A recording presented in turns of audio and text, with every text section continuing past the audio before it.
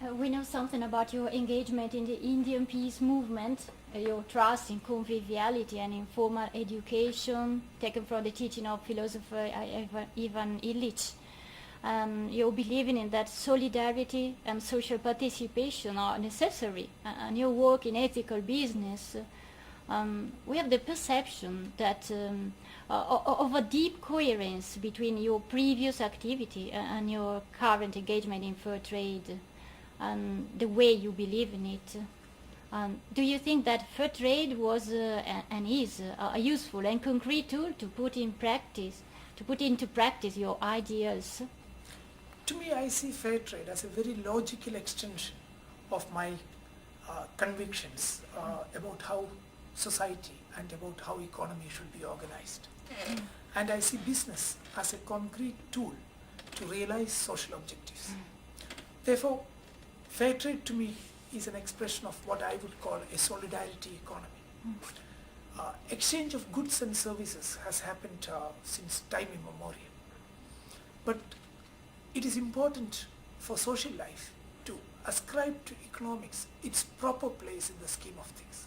Sometimes economics seems to take precedence over everything else, and therefore other human values by which engenders peace, which engenders solidarity, which engenders communication and communion between people, seem to be sacrificed at the altar of economic convenience.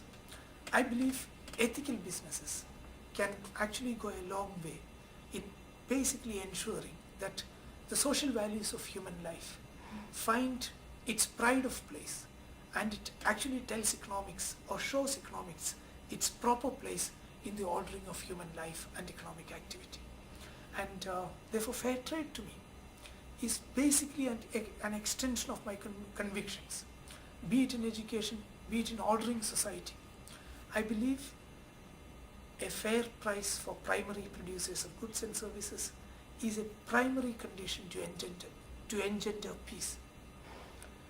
Very often we understand peace as the absence of conflict.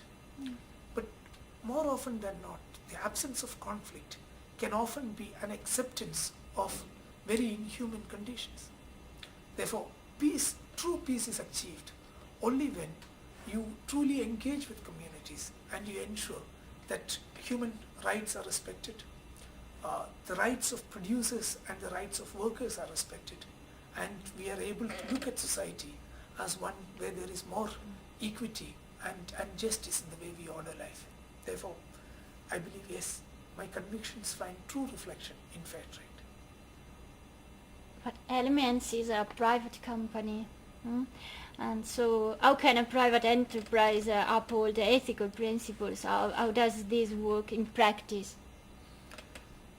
I've always believed that organized business, if it is deeply committed to values, is actually quite well equipped to lead society to a better quality of life.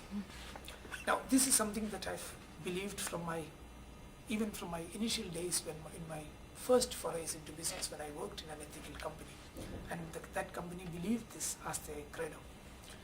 Therefore, business can be a very powerful tool to actually enable a value-based social life. It is powerful also because it uses some of the most potent weapons of day-to-day commercial activity. It creates value. It engages in economic activity, and it is true that you can actually be deeply committed to values and be highly productive as a business. I look at profit, for instance. You asked the question of private enterprise, and the general understanding is that private enterprises are meant to generate profit. I don't disagree with that argument, but the fact is that profit is merely a way to keep score.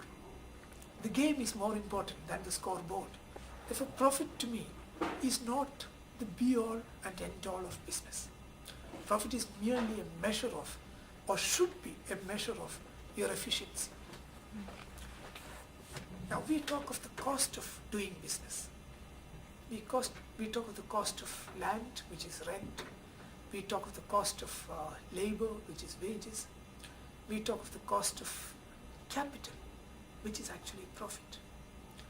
Now, in all other costs, we say a very efficient business is a business that reduces cost. Why is it that when it comes to capital, we say the efficient business is not the one that reduces cost, but one that maximizes cost? We should actually be saying that a sustainable business generating minimal profit is actually a better or more efficient business than a business that generates profits that are substantial but is actually unsustainable. Therefore, I look at it as simple principles of efficiency. If you can remain in business and generate minimal profits, then like all cost of business, profit also should be minimized, not maximized. So this is a principle that we go by in elements. We believe that all cost in business should be reduced, and profit is also a cost of survival in business, and that cost should be minimized, not maximized.